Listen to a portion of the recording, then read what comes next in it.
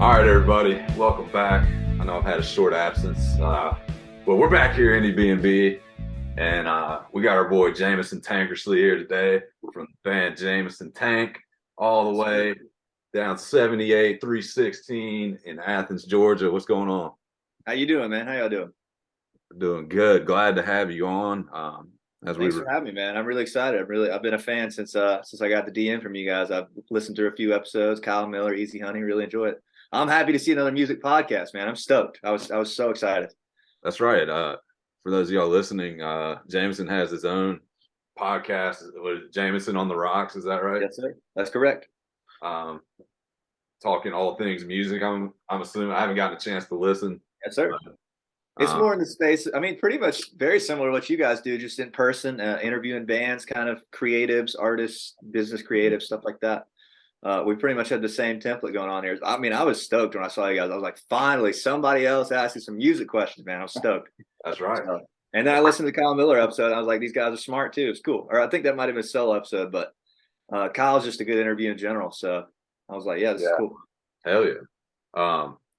Well, let's talk some music, man. Let's do it, man. What you Grant, guys got? Grant runs our Instagram, and Hmm. uh, a lot of the ways we get bands, we post their songs, and he came across your song "No Bad Days," and he posted that. So, what's up Thank you with for that that. song? What's the background on it? How did y'all record it? How'd y'all come up with it? Start. That one we came up with. I think that one came out somewhere around 6 months ago. It's really become a staple of our live show, which I know everybody says, but like it really has. Like it's turned into the closer of the set, if that makes sense. Mhm. Really like strong like build song. And we were in the studio in Athens just working on music, and we had this one that had been nudging around, very very like almost like U2 kind of thing going on, but like not like college U2 kind of thing maybe, or REM-ish, you know what I mean? Yeah. And I just knew we had a strong concept, and that it was very singable. Really, all you need to know to sing it is the three words, no bad days. And we've been able to, when it really started hitting live, we really thought we had something. Because like something that's real simple like that, where like we break down for a second, and I can just explain like all you gotta say is no bad days. You know what I mean? And by the end of it, everybody in there could be screaming it. That's really an exciting song to me, and I love playing it. So I was glad you guys picked up on that one. Yeah. Yeah, help me drive into the driving. I think was it a drive in or a drive from? It could either way. The Either commute way. to work is a Yeah. it's a mindset shift. So getting something going and like, all right, Yeah. listen, we're listening to No Bad Days because there's no fucking bad days, Stan. That's Like right, man. we're we're That's the we're we're sentiment. alive, we're alive and breathing, That's and the we're gonna sentiment get right some there, stuff man. Yeah, going that's on. that's it, dude. I'm glad y'all keyed in on that. And really, I think it. I know a lot of people say it. I interview a lot of bands too, as you guys know. So they all kind of say some similar things sometimes. But it's one of those ones to me that you really, if you hear it live, it would really make even more sense Mhm. almost. Because it's the song on the recording is only about, I think it's 3 minutes and 5 seconds. When we play it live, it's more like 5 minutes. So we really, really stretch it and make it a big thing at the end that people really dig.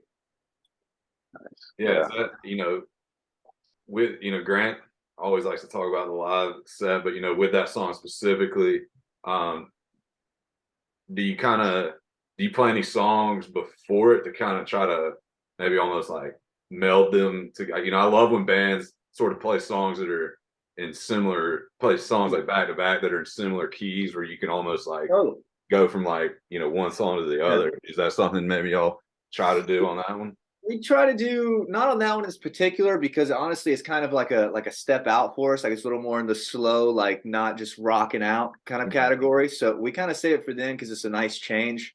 But I do love to do what you're describing, especially like two songs that just flow well into each other. If we can do it with no stopping in between it, like no awkward pause, like, hey, we're Jameson Tank. This next one's called, you know what I mean? Like if we can hammer two just like straight out, we love to do that.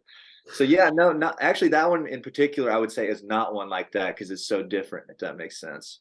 Yeah. But I really do love playing it. It's a lot of fun to hear people sing "No Bad Days" to you. That's a good night. Good night. Yeah, there's nothing better than someone singing your song back to you. Yeah. And around the point of us writing that one, it was kind of when I was trying as a songwriter. I'm like the main like lyric writer of the band or whatever.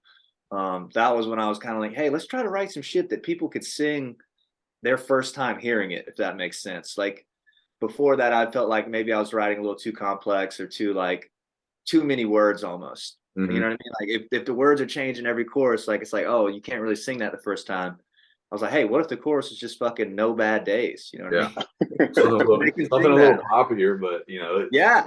And I'm going for pop, man. So I don't mind that one bit. Yeah. People forget that pop just means popular. I mean, pop just means good music, man. It just means good music. Like it tends to get a negative connotation for some reason, but I don't know. I think any song that's hitting, usually pop. Yeah. Now, then again, I wouldn't call us a pop band or anything, but no, but you know what I mean. Yeah. Exactly. I do. Yeah. And what's some of your favorite venues y'all played? Whether around Athens or anywhere else. I would say for sure number one is Georgia Theater. I don't know if have you guys ever been? Yeah. I have not. I'm from up in Northeast Georgia. I was born in Athens, so I've spent. Oh, cool, man! That's great. Yeah. Well, Georgia Theater is the spot, and it's a wonderful venue and with a lot of history. And to just be able to play there felt like a large uphill battle for the first 2 years of the band. It was like, how the hell can we get into Georgia Theater? And now we're coming up on our third time in like 8 months, which is honestly probably too much, but we just love playing there. I would say Georgia Theater. I really love playing. Not a venue, but there's this place in Clemson called Loose Change that we used to love to play. Oh man! Did you go to Clemson? When you said Tigers earlier, did you mean Auburn or did you mean Clemson? No, Clemson. No. So you've been to Loose Change. Yeah, I've been to Loose Change. I only was there for a year though. I had a cup of coffee there because I played football at Mercer before that with Tash, and then I played football at Clemson for just the 1 year. But people love Loose Change, man. Loose Change is rowdy. It's a rowdy time. We were probably playing there once every 3 weeks at one point in our earlier touring days, which is not really a smart thing to do, but we just loved playing, man. And it was a really rowdy, like dive bar vibe. Really liked that. I'm trying to think of venues. We do a lot of like kind of dive bar and fraternity stuff. So like we're working our way into some of the nicer venues. So I'll be able to answer that question better after this next tour, I believe, because right now we've got 10 shows booked and they're all venues. But yeah, Are you headlining Georgia Theater, or is it somebody? Yes. Oh, nice. That's sick. The way we pulled that off too. Yeah, very sick. We got lucky, honestly. We did a show in April of this past year. No, April this year. Excuse me. Damn, time's flying, man. Yeah. And we did it. We booked the rooftop. I'm sure you've been. There's a rooftop as well, where it's like a 200 cap up there. And we just pushed the hell out of it, and we sold the rooftop out. So they're like, hey, do you guys want to get moved downstairs? We can sell more tickets, which is kind of like a hack to get in there for anybody trying to is prove you can sell tickets, And that worked out really nice because it had like the whole storyline. It was like, oh, shit, we got to get tickets. They sold out the rooftop, And ever since then, they've just been like, downstairs, we know you guys can do the tickets. So it's been great. Hell yeah. That's number one. Have you snuck Have you snuck into the 40 watt yet? Yes, sir. We've headlined the 40 watt once. Love the 40 watt. 40 watt would honestly probably be my number 2 answer because the history as well. Just great spot. But probably won't be doing 40 watt again for a while, I hope, just because Georgia Theater is going so well and they're really like not sized that differently. It's harder to get people out to 40 watt than it is to Georgia Theater, kind of. Just because everybody wants to go to the theater. And they got that weird you can only buy one drink at a time rule.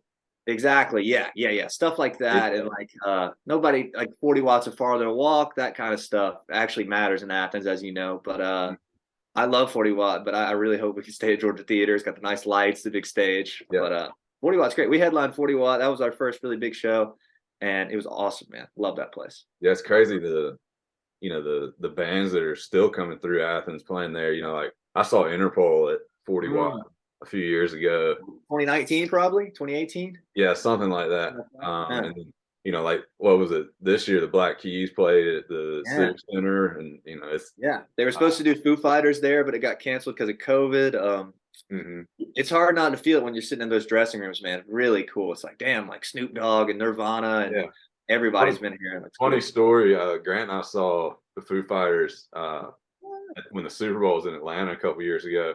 And Dave Grohl was talking about Georgia, and he was like, yeah, I remember playing the 40 watt when I was with Nirvana. He's like, that's hype. And he goes, and one of you fuckers threw a quarter, and it hit me in the head. And he's like, I still got this scar on my forehead where one of y'all threw a quarter at me. No way. I don't know if you guys were at that's a great story. I don't know if you guys were at Shaky Knees this past year, were you? Yeah. Foo Fighters, did you catch that? He mentioned something during the set. He's like, we're not going to talk about our masquerade shows. I was like, I wonder what he means by that. Did anybody else hear that? Is that like an old story or something? I don't know what that story is. And he also talked about like when he was with Nirvana, that the guy from REM was like trying to get them to stay at their house, and their manager was like, "No, that's not happening." And they were just like, "No, we are spending the night here tonight. We'll bus in the morning to wherever we're going next." But love it. Who's some like who's sort of the biggest bands going in Athens now? Let's see. I mean, it used to be the Wigs was kind of the standard. Yeah, I don't know if they're quite present. Are they still going? I don't think they are right now. I don't even know, man. I know that I don't know anything about them. They're like lead guy tours with Kings of Leon's, all I know. Okay. So yeah, they may be a little more old school Athens. Let me think. I'd say right now the number one in my mind at least is Hotel Fiction, who if you guys haven't had on the show, you guys should hit them up immediately. It's two girls who are awesome. Jade Long, Jessica Thompson, they're killing it. The few songs at 1 million streams in 2 years, like pretty much the same amount of time as us, and they're just murdering it. Also Granville, I don't know if you guys have heard of them. Kind of southern rock-esque band that's really been killing it. They did like 600 tickets to the theater in August, which is really good for an Athens band. And they've been touring like the East Coast. I think the top three right now would probably be like Hotel Fiction, Granville, Underground Springhouse, and I'd like to include us in that top 5 area. I'll put y'all in admittedly. There. So you mentioned Hotel Fiction had a couple songs with a bunch of streams. I was just looking on y'all Spotify, and Heavy Dependence got like 27,000 streams. What is it you think about that song that just kind of took off? That was a weird one. It was the first one we put out, and it was before I was with my current band, who I'm sure we'll talk about later. But like I was just solo at the time, and I was just looking for a way to get these tunes out because I'd moved to Athens as a guitarist and like was struggling to find bandmates. I was like struggling to find the puzzle pieces. So I was like, fuck it, I'll sing, you know what I mean? And put that song out, and then it kind of got like picked up by the algorithm a little bit, and one of the playlists picked it up. So it went from like it got 10,000 streams, then it like doubled in a couple weeks to 20,000. Then it kind of teeters off to a few thousand here and there now. But that one's definitely a staple of the live show too. People love that song. I'm glad. Yeah, I threw that. I mean, it was the first one at the top because it's the most streams. Yeah. I threw it on, and I was like ready. Kind of pumping. Man, yeah. Yeah, we probably played that one every night, man, for fucking since we started, man. I love that song. It just got picked up by the algorithm, man. The Spotify thing picked it up and it got going. Got lucky. So it's a good look. So the whole Jameson Tank was originally just sort of maybe not on purpose, but it was your solo project, and then it. Yes, sir. That's correct. It's kind of it kind of evolved is a good way to put it. Cause like it was really just me being like, all right, I'm not waiting for a band anymore, if that makes sense. Cause like I would write these songs or whatever, and I would like sing them just as like a scratch vocal, and then I'd bring them into whatever singer, and it just didn't feel right. It felt like the song was out of my hands, that kind of stuff. And like I'm a very I lead the group now, like I'm doing all the booking at the moment and all the managerial stuff, all the social media stuff before we got banned. All that stuff was me. And like they know that all my bandmates are really great. I'm sure we'll talk about them. They understand that I'm kind of like I live and breathe this shit. Like this is me full time. And that was me just like putting songs out, like, all right, I'm gonna put songs out, and then the band will want to, come to me. Like they'll see what we can do. It's kind of like evidence, And I'm pretty sure that song getting so many streams had a big factor in me eventually finding the right guys. You know what I mean? Mm-hmm. Yeah, it was solo and then it evolved. But now I'd say people very much think of Jameson Tank as a band. I hope at least. I know it's confusing with the name, but it's kind of like Bon Jovi, Tom Petty, Van Halen, that kind of thing. You know what I mean? Like it's a good name. It has a nice ring to it. Well, I didn't know what your name was before you got on here. So see, it worked. I was gonna ask you where the band name came from, but I kind of pieced it together. Yeah. Well, my full name is Jameson Tankersley. Yeah. Tankersley, and I think Tank. We just slice it off, and it's got a nice great name. But I just was, I would have obviously asked you about the background of it, but makes a little sense. It makes a little bit. Yeah. We still get some confused folks at shows who are like, "So you're solo?" And I'm like, "Not really," but like I'm also not. I was at one point. Yeah. Yeah, it's very much a band thing now. How did you find, your bandmates? Put an ad out in the paper or Yes, sir. You nailed it, man. yeah. I did a Flagpole? bunch of ads, like posters and stuff, and I ended up getting lucky on Craigslist. Put them on Craigslist, and like looking for bandmates interested in rock music, preferably ages 18 to 24ish. Because you'll get a lot on Craigslist. You get a lot of 45-year-old rockers. Nothing wrong with that, but wasn't what I was looking for. Yeah. So you never know on Craigslist, man. I had some bad interviews on there and stuff. Like people showed up and being a lot older or a lot younger than expected. So I eventually narrowed it down, and my guitarist Bryce reached out first, and he came over and played one night, and boom. I mean, just obviously the guy, we probably talked on the phone every day since then, or some sort of communication. And then Connor, the drummer, hit me up, and we knew each other through UGA. We'd had a class together, so it was nice to see a familiar face. And then Javier, the bassist, hit me up, and we literally played a show 2 weeks after that, like after we got together, and we've been playing almost as many weeks as we can since then. It's been great. Those guys are very, very crucial to any success I've had, if any. That they're very, very vital. Great guys.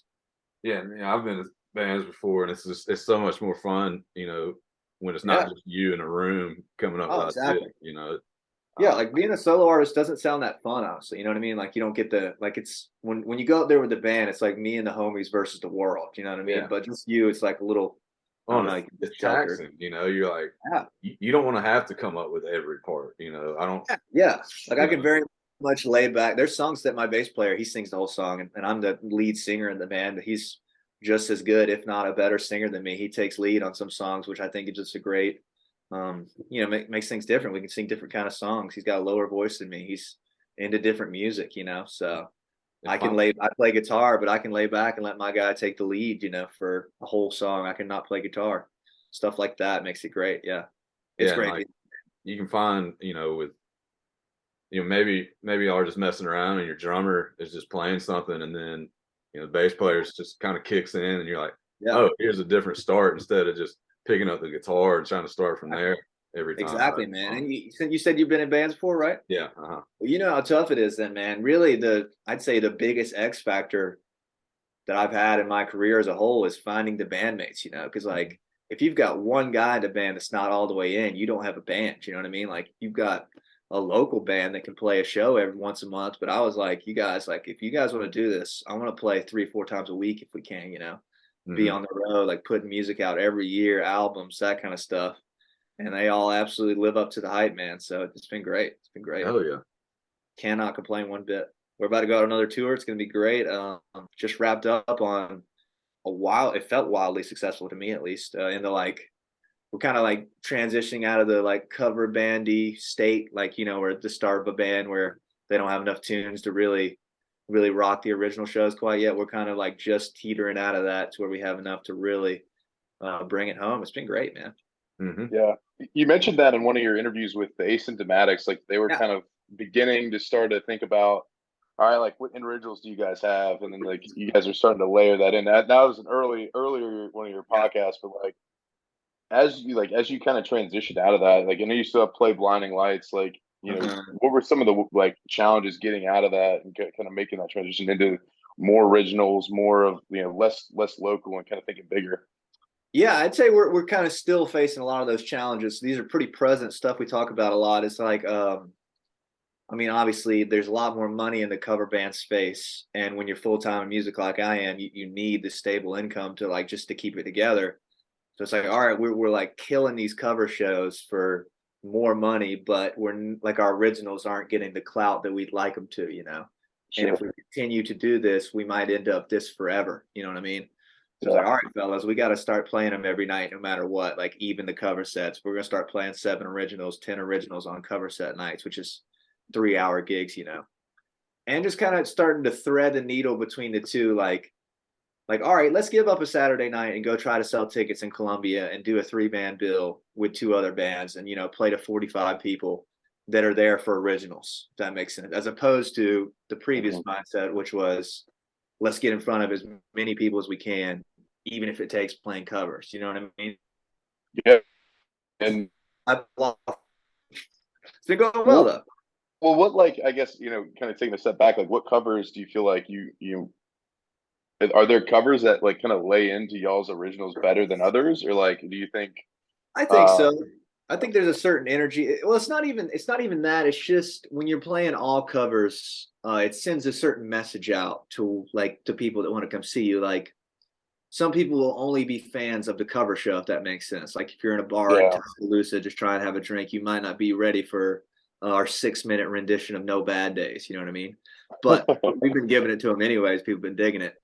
But yeah, like kind of trying to find the needle between like, all right, imagine if we went straight to original gigs right now, and we can only sell however many tickets in markets we haven't been to.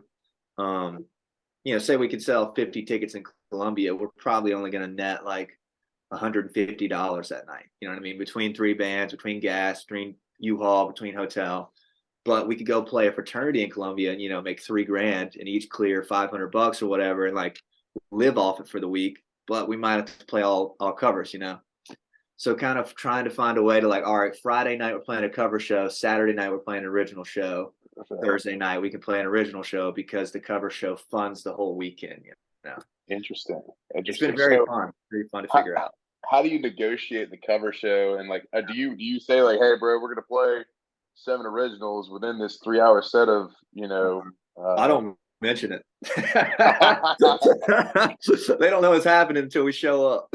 I like it. I Well, like it. rip the guitar It's out of my usually not a dead cold problem. hands. Yeah, there's a few places where in the contracts they'll drop you. It'll say like cover heavy set required, and that's one of the ones where it'd be like, all right, maybe we're only going to get away with 3 tonight. But it really depends on the crowd because if you've got the crowd, like you can play the original and be all right. But if you don't have the crowd and then you start playing original, it's like, all right, this bar is probably not going to want to hire us again, kind of thing. But Yeah. I've come to find that we can very seamlessly slide them in without even people noticing, unless I say something, which I usually do because I'm feeling rather confident these days that that's our path, because I really, we talked about this a lot as a band in meetings and stuff. We really don't want to end up a cover band. Like it was just a means to get us where we're going. And Yeah. anything bad I would say about covers, I really can't say anything bad because it's been tremendous for us. Like we made, I hate to say thousands, but hundreds of real like fans buying merch, coming out to see us, love the shows, love the energy, love the covers, made lifelong friends like that. So it was very much appropriate for the time. We're just trying to kind of niche out of it now, if that makes sense. Yeah, and you never know who's in that show. Kyle Yeah, Miller could be at that show, yeah, or yep, the version of Kyle Miller and exactly. Auburn or whatever. Yeah, And that guy's like, these guys are really good. yeah. They can play some Like originals in my show. yeah, like I'm 100% sure that we would never play Georgia Theater if we didn't do cover shows.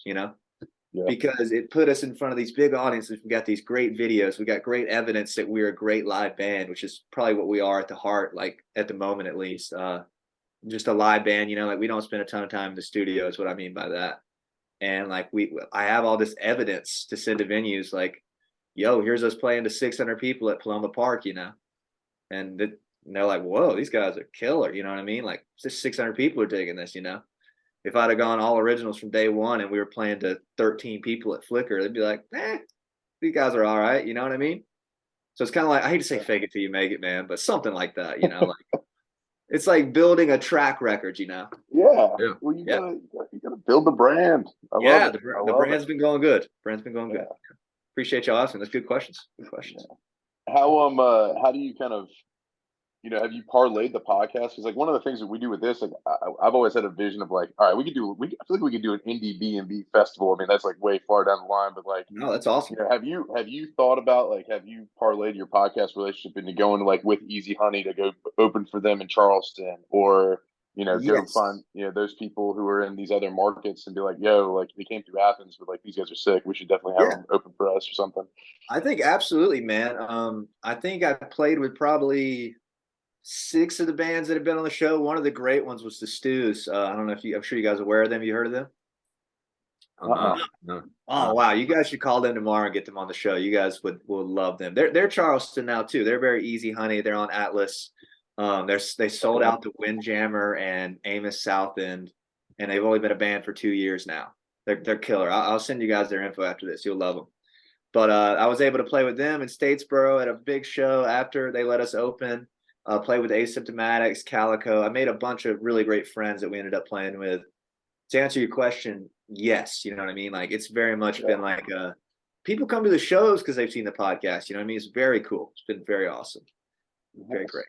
Yeah, it's like translated very strongly. It's into like it gives the band a different storyline, even though it's just me doing it. The rest of the band doesn't really have anything to do with the podcast. It gives the band a storyline. It's not just like, oh, here's this band that's trying to make it or whatever. It's like, oh, here's a band and this guy podcast too. He interviews musicians, you know. It's kind of giving us like a different storyline that's pretty much what people write about when they interview us for like write-ups and stuff. The storyline is usually like band that also podcast, you know what I mean? Something like that, which is pretty cool. But he's like a dual threat quarterback. Yeah, exactly, yes. And I don't mind it, man. I love podcasting, so I appreciate y'all having me today. Easy Honey is a great example. I was with them in Charlotte. I always like to tell the story because it's like a subtle flex, and it's only happened a few times. We're in Charlotte, and we'd only played Charlotte once, so I know we didn't really have any fans up there. But some people were leaving the Easy Honey show, and I was going to talk to them, and I heard one of them went, holy fuck, that's the podcast guy from Athens. I was like, yes. Like, word, that's me. That's the Joe Rogan of Athens, right there. Oh, man. I guess. It's been great, dude. You guys know how fun it is interviewing these bands. It really flows. And once you get going, you guys are on what episode? 55? This will be 50. This will be number 51 right here. Yeah, it's like that's a lot, by the way. Congratulations.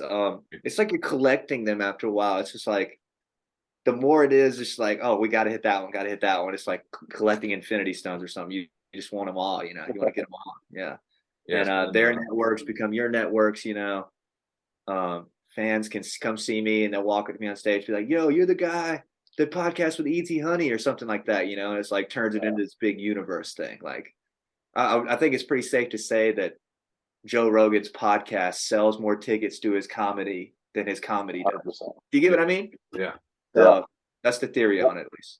Well, who's your dream podcast guest? I guess, you know, who's the one that you're pining after? We all, both of us have one, but you know, like who are you pining after right now? I think realistically, when you say dream, realistically. Yeah. Realistically, like somebody who you like, you know, we'd love to have the Rolling Stones on, but yeah, I was about to say REM, so I'm glad you said realistically. That might be realistic though, man. I kind of do, man. I've got some. I interviewed David Barbie, who's got some connects with them, and I was like, man, I really want to ask, but I don't want to be that guy. Like, I feel like we could get Mike Mills and one of the REM guys on. But realistically, that's a great question, man. I would love to have. Oh wow, that's a good one. Got me stumped a little bit. Actually, you guys tell me yours while I think about it. I'm curious. All right. Well, mine's pretty middle of the road. But have you ever heard of Class Actress? No. Okay, so Class Actress is like this synth pop artist who like was the first one to like open some of our like DMs, and has responded to me. But every time I ask about the podcast, he just doesn't respond. So it leaves me on red. So it just breaks my heart a little bit. But you know, it happens. One day. We actually got one of mine. The Pack AD came on. Oh, really? That's cool. Cool. But right now, I'd probably say Caroline Rose is up there. That'd be awesome. Yeah, that'd be sick. I'm trying to think. I feel like I could think of something good. You guys ever heard of Catfish and the Bottlemen? Yeah. They just broke up, but I would love to have them on. This is another huge one that probably never happened. But I feel like nobody knows how to interview the Arctic Monkeys. I don't know if you guys have watched any Arctic Monkeys interviews. He's kind of like an awkward guy, the singer. So like I watch some of them and they're pretty cringe, but I'm like, I would love to ask that guy some questions. But I can't think of anybody small locally. Maybe like I would love to have Hotel Fiction again because when I had them on, they were just kids. And I already said this, but you guys should look them up tomorrow because they're wonderful. Yeah. And they like when they came on the podcast, they only played a few shows. And then now they're opening for Susto and like a bunch of big bands. Like they're on the road with Flip Turn. Like they're selling shit out all over the place. So I would love to have like a second one with them, if that makes sense. You have to we'll send you these guys' info. Is the wildest one we've ever had. Really? Travolta. Oh my God. You have with 2 L's. You have to get this band on. I've never heard of them. I have to try it. They have this one song called Topo Chico. Topo Chico. Topo Chico. Nice. Great song. But they came dressed with like Daft Punk mask on, and they would be great with you on a podcast. I'm telling you. That's the thing. You guys actually pull off the Zoom interview really well. I've only done one Zoom interview, and it was because it was Love Tractor. You guys heard of Love Tractor? Like a bigger old school Athens band that like had platinum records and stuff. That was the only reason I did it Zoom, was because he was like, "Yeah, I'm not coming to your house, but I'll do it with you over Zoom." I was like, "Word, that's fair enough, fair enough." But I've always thought that the Zoom is kind of tough. Like sometimes you don't have good interview, or like it's like awkward a little bit, or a little slow response time stuff. But you guys are good at it, so congratulations. I was impressed when I started listening to Kyle's and everything. I was like, wow, these flow very seamlessly, very seamlessly. Yeah, I've done all of mine in person, which is nice. We've yet to do one in person. Really? You guys would enjoy it. You should try sometime. We started this in the middle of COVID, and so we got some bands from like California and Seattle and stuff, and that's how we started, and went from there. But Grant, I'll get you guys a list. Oh, go ahead. You guys should try some Athens bands. I think you guys are really there's 30, 40 Athens bands that would be great for this show. Like the Athens is deep. The roster is nice. You guys would enjoy it, I think. Love that. You know, we got real deep in Charleston because of so like a guy, a childhood friend of mine growing up. He's in the band Two Slices. Have you ever heard of them? I don't think so. All right, so it's him and a DJ, and I think they have a couple other people in it. But like, he was in a band before that called Octopus Jones, and so like, but like I've followed him. You know, every time he came to Atlanta, I would go see him, and he opened for a band called Crab Claw, who I then was like, all right, I'm getting Crab Claw on. He's like, Walker is a wild man. You need to get him on for sure. Dude, Crab Claw is an awesome interview. Guy's crazy. He's really acting a lot right now, actually. But and he's the number one. Yeah, but he's the number one. What is it? Yu-Gi-Oh or something like player. No, it's Magic. It's Magic. He's sick at Magic. Interesting. But yeah, we got deep in Charleston because of that connection, and then we just kind of really went in, and like it was them Babe Club and Local Nomad, Easy Honey, like Zimmerman, right? Wolfgang Zimmerman, yeah, Zimmerman's great. Yeah, and then our boy from Brave Baby, God, what's his name? He's the lead singer of Brave Baby. I don't know why he's escaping me right now. We got him on. Yeah, so we went all in on like one area, and then I found like, I was like, you know what? Keon Masters. And yeah, we're just like, all right, we got this area. Now let's try to, you know, obviously we got to get better at home, you know, our home turf here. We had to go Puppy on, who's she's freaking blowing up. Yeah, I hear that crazy. Dude, she's unreal. And then, you know, we're trying to just keep, you know, I think keeping it local is something that would be, you know, a good focus for us. But also, you know, trying to get those, you know, reach bands like High Crime and those other ones that, like you hear on Sirius XMU, but you don't, you know. Yeah, exactly. You hear one song. Like I heard a Medium Build song on Sirius XMU, and then I was like, let me reach out to this dude, and now he's, you know, massive. And it's funny, he's from our backyard. He's from Marietta. Really? Like we didn't even know that. But that is wild. It's weird how Atlanta, or at least in my experience, has been like, it's kind of like a uncharted territory for me. Like it's so close to Athens, you know, but like I don't think of them together or on the same page at all. You know, like there's very little Athens Atlanta band interaction, in my opinion, at least. Which is interesting, man. We've kind of like not played. Do both of you live in Atlanta? Yeah. Mm-hmm. Okay. Yeah. We kind of like, I hate to say have ignored Atlanta, but like have struggled to find our place there, if you get what I mean. Cause we've done like, we did Big Sky Buckhead. We did Churchill's, like the more fraternity kind of bar scene. And we've done Smith's Old Bar downstairs. This is our first time upstairs. We're kind of trying to find our way in.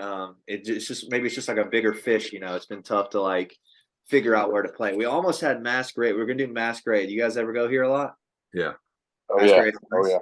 I'm kind of bummed about this one. We just lost this one. We were gonna do Masquerade in early February, and they found out that we were doing Georgia Theater, and I didn't think that'd be a conflict of interest because I don't think of Athens and Atlanta as the same place, or I don't have anybody in Athens that's going to drive to see me in Atlanta, if that makes sense, and vice versa.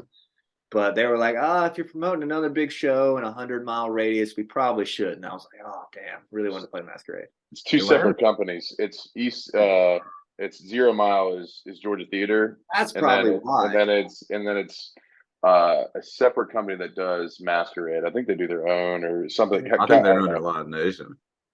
Are That's they Live probably Nation? what it was. Probably more of that. And I don't want to talk too much, not trash, but like it was like when she found out Georgia Theater, they were like, we can either announce this Masquerade show right now and you guys not do Georgia Theater, or you can do Georgia Theater. And I was like, Georgia Theater?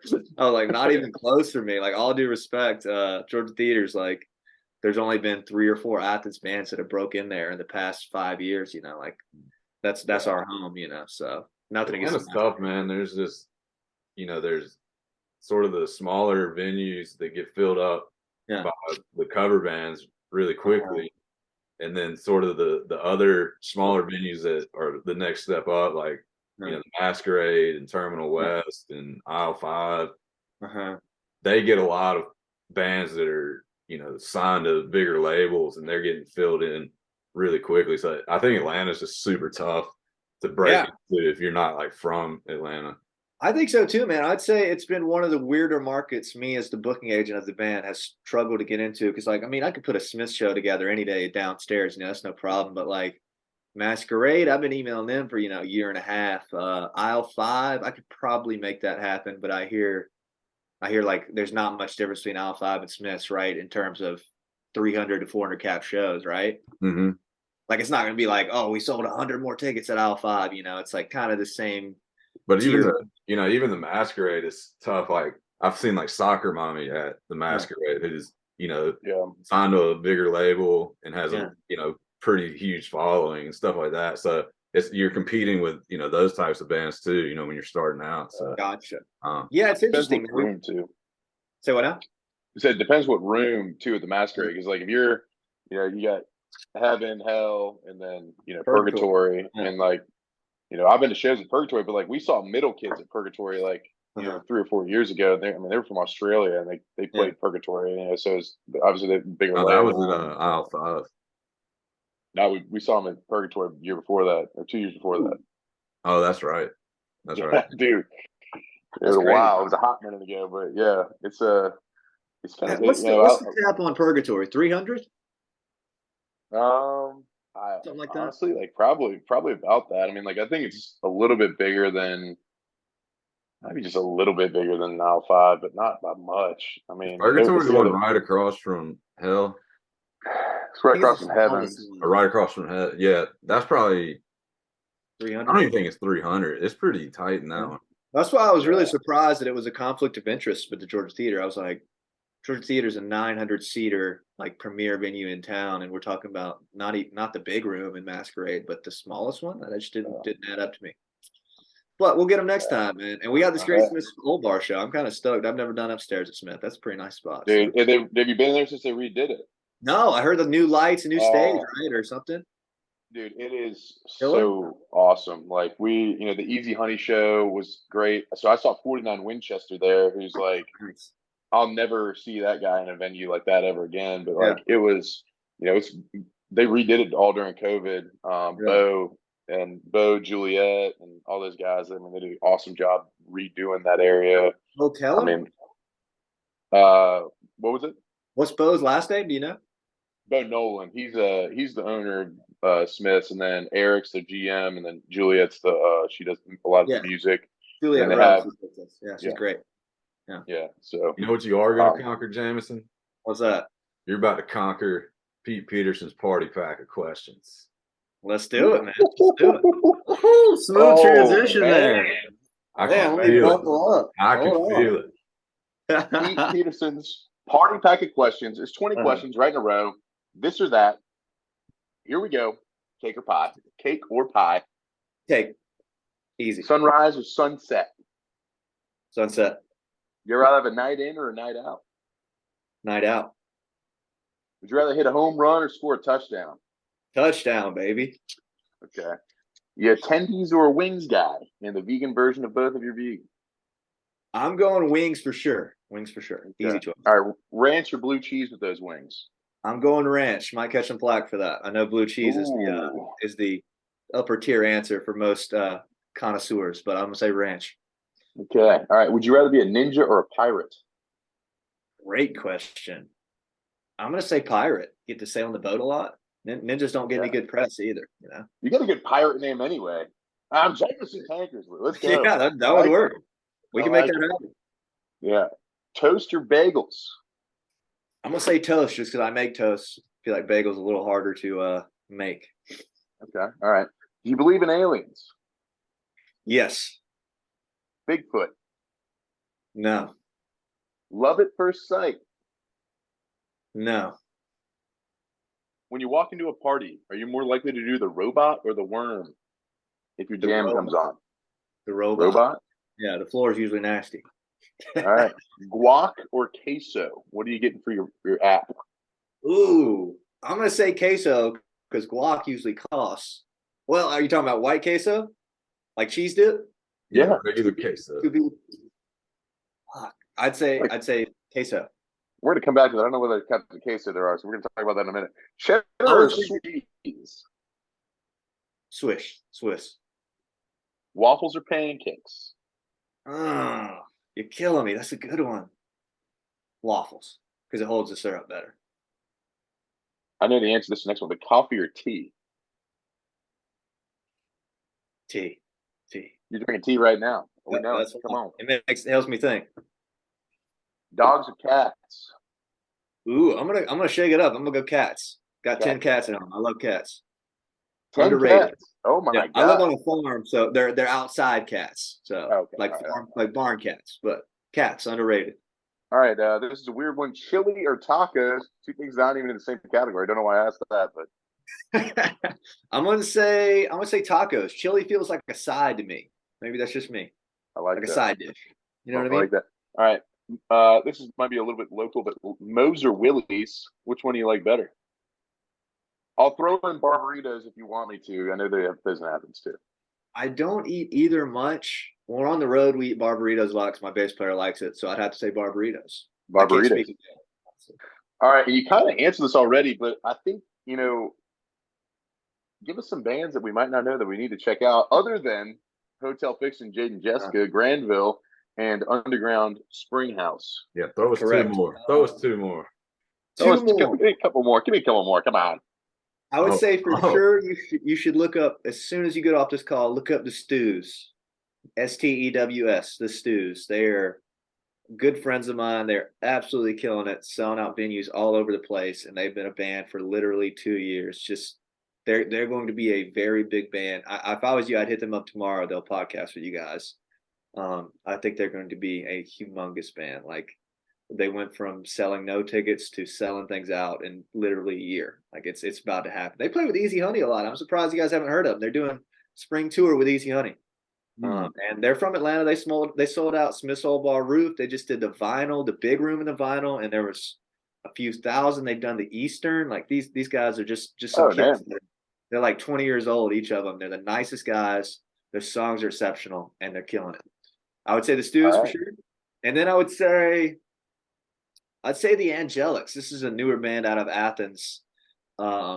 They just put out 2 songs that are great. They're very new on the scene. We're playing Georgia Theater with them in January, and they're killing it too. They're like indie vibe kind of rock thing going on, but like not like your usual rock band. They put out a song called "Close This Door" that is incredible, man.